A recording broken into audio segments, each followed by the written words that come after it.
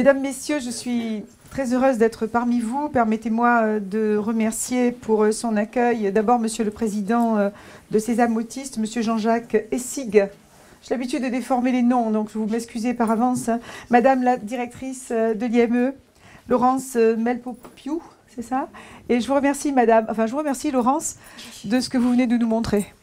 Où des enfants en extrême difficulté, en situation de handicap un peu particulier, ont l'air de progresser et d'être heureux. On a vu des enfants heureux. Et ça, c'est fondamental.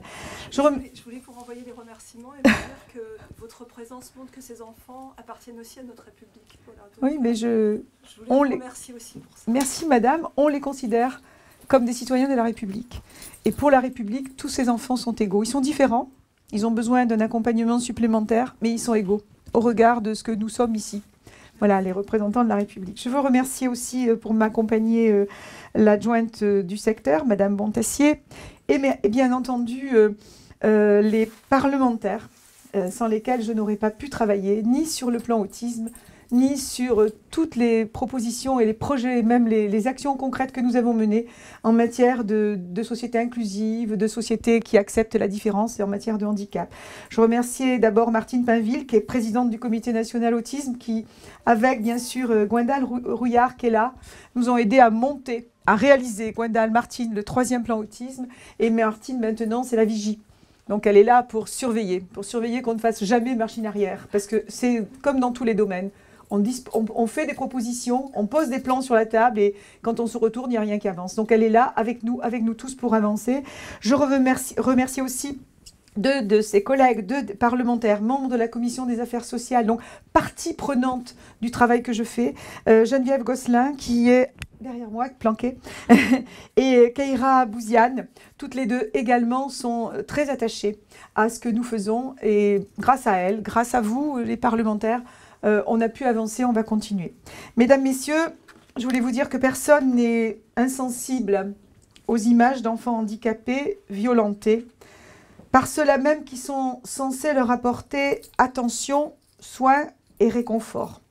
Et je dois dire assez clairement, même si je n'ai pas voulu réagir à chaud, que les images que nous avons vues cette semaine ont effectivement, sur la maltraitance des enfants en situation de handicap, ne peuvent laisser aucun de nos concitoyens, aucune d'entre nous, chacun d'entre nous ne peut être indifférent à ces images de maltraitance, et particulièrement moi, la ministre des Personnes en situation de handicap, même si je sais que dans l'émission que j'ai regardée sur 3 établissements, il y en a un qui est en Belgique et nous y reviendrons, nous avons passé une convention cadre avec la ministre wallonne pour pouvoir ensemble mener les investigations nécessaires, parce qu'elle, comme nous, veut qu'on respecte les citoyens. Ceci dit, ce sont nos ressortissants, effectivement, des citoyens français qui, obligés de franchir la frontière pour pouvoir trouver des places, eh bien, nous avons fait un accord cadre, j'y reviendrai dans mon intervention. L'autre, c'était un établissement qui a relevé de la justice, et je crois que chaque fois qu'il y a maltraitance, c'est devant le juge que ça doit terminer, avec des sanctions extrêmement lourdes. Mais c'est la justice qui doit faire son travail, à condition que ça se sache et que ça soit montré du doigt. Et le 3e établissement, c'est l'établissement Moussaron, que je connais bien, puisque dès que j'ai su qu'il se passait de la maltraitance administrative, on n'a jamais parlé de maltraitance physique sur les enfants, mais la maltraitance administrative, c'est beaucoup trop déjà. J'ai pu mettre un administrateur provisoire immédiatement sur cet établissement, j'y reviendrai. Mais face à l'intolérance, je veux agir avec fermeté. Face à l'émotion, c'est mon devoir aussi quand même d'agir avec discernement. La quasi-totalité, il faut quand même le dire, la quasi-totalité des établissements français sont des établissements de grande qualité. Je veux l'affirmer, c'était d'ailleurs dans les reportages, hein, ils n'étaient pas faux ces reportages. Et la quasi-totalité, il n'y a qu'à voir les critères complètement rigoureux pour obtenir un agrément, une autorisation. Il est incontestable, bien entendu, que malgré les contrôles, malgré les encadrements, malgré les normes de notre pays extrêmement rigoureuses en ce qui s'agit d'enfants handicapés, de protection de l'enfance, eh bien, il est incontestable que des dysfonctionnements graves existent et donc ne sont pas acceptables. Et la question que moi, je dois me poser en tant que ministre, c'est comment se fait-il que certains, même s'ils sont très, très peu nombreux, comment se fait-il que certains passent à travers les mailles du filet? C'était le cas de l'IME Moussaron, je l'ai dit tout à l'heure, j'ai été alertée de la situation. assez tardivement et j'ai placé cet établissement immédiatement sous administration provisoire. Alors que j'ai regardé, quand j'ai regardé le dossier, quand je l'ai appris, j'ai constaté, j'ai demandé une inspection de l'IGAS qui n'a pas duré longtemps, qui a duré quelques semaines, hein, il faut pas, mais j'ai constaté qu'il y a eu déjà précédemment 3 ou 4 inspections de l'IGAS. Donc, en ce qui me concerne, je ne veux pas que les choses traînent de la sorte. Je ne veux pas agir dans la précipitation, je veux agir dans la responsabilité. Et je le ferai. Je veux que vous le sachiez chaque fois que ce sera nécessaire. Je n'aurai aucune indulgence, mais vraiment aucune indulgence pour les professionnels qui trahissent la confiance des parents, qui trahissent avant tout la confiance des enfants et des parents, qu'ils soient enfants ou adolescents d'ailleurs, ou jeunes adultes ou adultes même, hein, voilà, qui trahissent aussi, en tout cas je me suis sentie comme ça, qui trahissent la confiance de l'État en malmenant des enfants en situation de handicap. Pour protéger ces enfants, je ferai tout ce qui est en mon pouvoir. Je veux tout simplement, c'est stupide, mais je veux qu'on respecte la loi. Car il y a des lois qui existent, des procédures existent d'ores et déjà. Et comme je suis la première garante de l'application de ces procédures sur le terrain, vous comprenez que je me suis sentie interpellée par ces terribles images. Donc c'est pourquoi je veux réaffirmer devant vous avec force ce que sont les lois de la République, ce que sont les procédures de la République, et vous dire que dans ce domaine comme dans tous les autres, je veux qu'on respecte les lois de la République. Ça tombe tout à fait bien, puisque l'ensemble des établissements, et ils sont très nombreux qui ont été créés avant 2002, doivent procéder très très bientôt et très prochainement à une évaluation externe d'ici 2015. Évaluation externe qui est légale, qui est prévue par la loi, et qui doit être réalisée par un organisme indépendant. Eh bien, aujourd'hui, je constate, ça m'a permis au moins ça, ces images terribles, de constater qu'il y en a un tiers uniquement qui s'y sont livrés et qui sont prêts à ce jour à s'y livrer. D'autres attendent des dérogations, je ne sais quoi. Alors, je veux le dire clairement, qu'il n'y ait aucun malentendu, au moins les choses sont claires.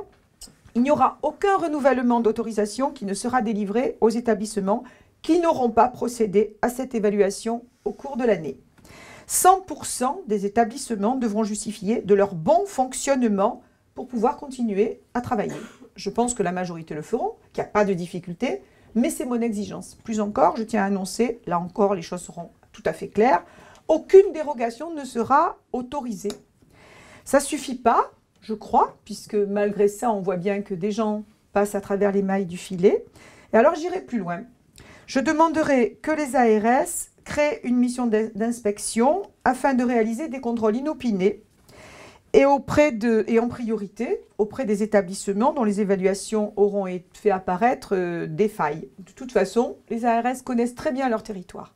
Les ARS connaissent très bien les établissements et ils savent très bien où il faut mener les contrôles inopinés. Mais je pense que c'est la meilleure des choses pour aller voir en une journée, en 2 jours, ce qui se passe dans un établissement.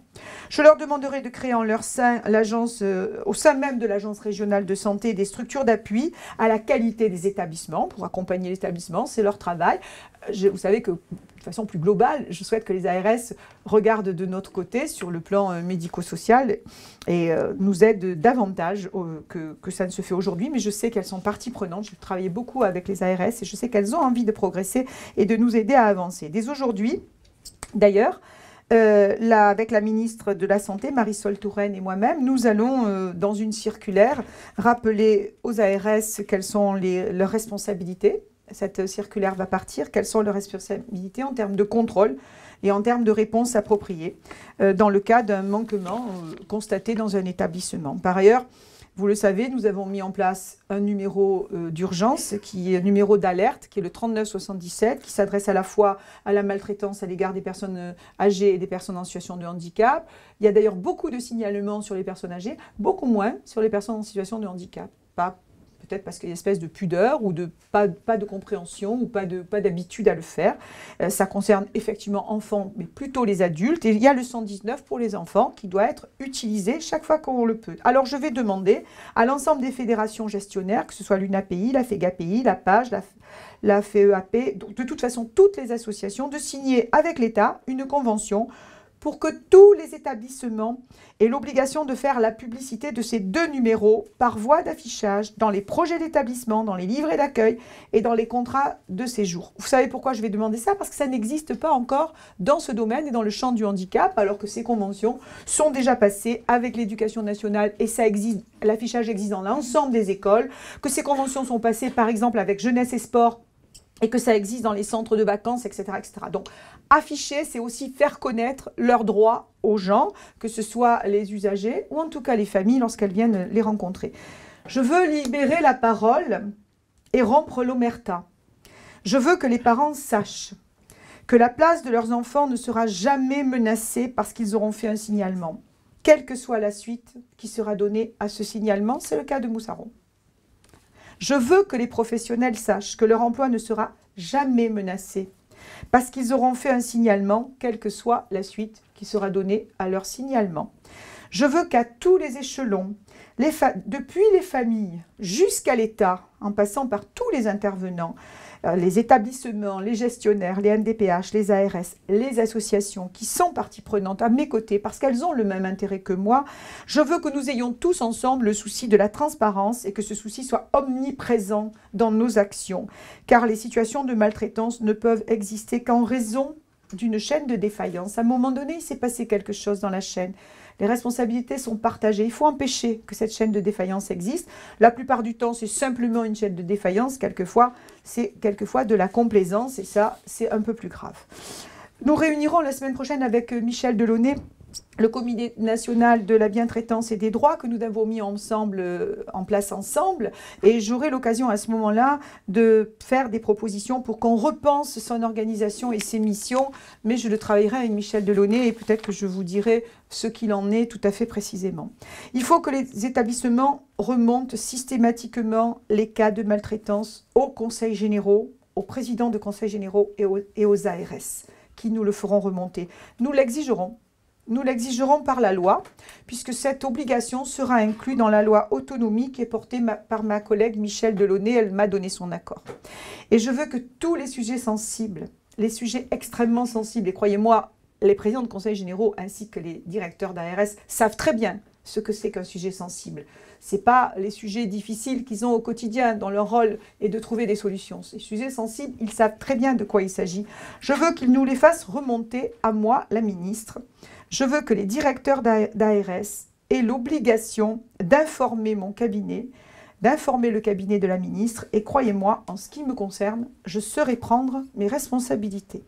Enfin, je tiens à rappeler que j'ai signé avec mon homologue belge une femme qui est assez remarquable, qui nous a accueillis en Wallonie et que j'ai signé récemment, que nous avons fait acter récemment un accord cadre afin d'échanger les informations et de mener ensemble des inspections et des investigations dans les établissements, et réciproquement et main dans la main. Je ne veux pas qu'on stigmatise les autorités wallonnes, hein. Main dans la main, nous voulons nous battre évidemment contre ce qu'on appelle assez vulgairement les boîtes à français. Eux, ça ne leur plaît pas quand on dit ça. Cette femme mène le même combat en Wallonie que nous ici. Ensemble, nous voulons mettre de l'ordre dans cette situation. Je voulais vous dire aussi, puisqu'en fait je réponds à des mesures un peu urgentes là, je voulais vous dire que le travail de fond reste essentiel. Le travail de fond, c'est celui que nous faisons depuis que je suis en responsabilité. Le travail de fond, ça veut dire que je continue à créer des places. Hein, d'ici chaque année, 3 000 à peu près l'année dernière, peut-être 4 000 cette année. On ne peut pas donner des chiffres précis parce que ça demande des appels à projets. Donc 3 000, 4 000 par an, le rythme est intense. Et nous aurons créé 16 000 places d'ici 2017. Donc on assume nos responsabilités. Et ces places, elles permettront bien sûr en priorité à répondre aux besoins qui sont les plus urgents. Et je pense au polyhandicap ou aux personnes handicapées vieillissantes, où là aussi on a un énorme retard. Je ne parle pas des places que nous avons souhaité réaliser, parce que c'est chiffré, c'est budgétisé dans le cadre du 3e plan autisme, 3 000 places environ, avec des places de répit, avec des places adultes, enfin avec le panel du plan autisme, hein, vous le connaissez aussi bien que moi, nous l'avons travaillé ensemble. Je ne parle pas aussi des recommandations de pratiques professionnelles et des appels à projets. Je procède dans ce domaine pour avoir des bonnes pratiques à la transformation de l'offre, à la transformation de l'existant. Et on finance des établissements qui veulent évoluer, qui veulent avancer. Il est d'ailleurs extrêmement violent, et ça, quand on voit ça, c'est bien contre ça qu'on a commencé à travailler nos projets, et notamment particulièrement le plan autisme. Il est extrêmement violent de voir qu'on est obligé ou qu'on envoie l'enfant, l'adulte, en hôpital psychiatrique, alors qu'ils n'en ont pas besoin, alors que ce n'est pas l'endroit où ils doivent être, et qu'en plus, on les traite à grand renfort de médicaments. C'est extrêmement choquant. Ce n'est pas ça que nous voulons faire. Et nous voulons aménager les passerelles entre le sanitaire et le médico-social, justement pour que ces passerelles existent. On a besoin de l'hôpital, mais on a besoin aussi de sortir ces gens de l'hôpital pour les intégrer à la vie. Voilà. Et puis quand il y a crise, quand ça ne va pas, on a besoin du support médical. Donc c'est ça qu'il faut qu'on fasse ensemble.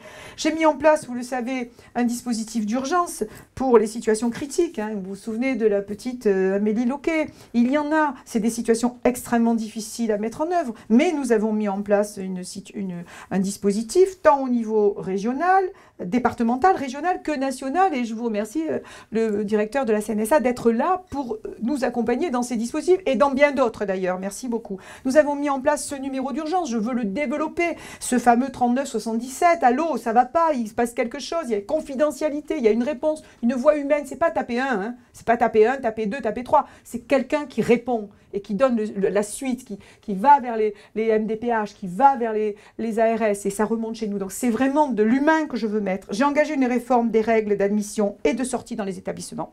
Ça, c'est fondamental. Comment on accepte ou on refuse les personnes, qu'est-ce qui se passe là pour empêcher les ruptures brutales.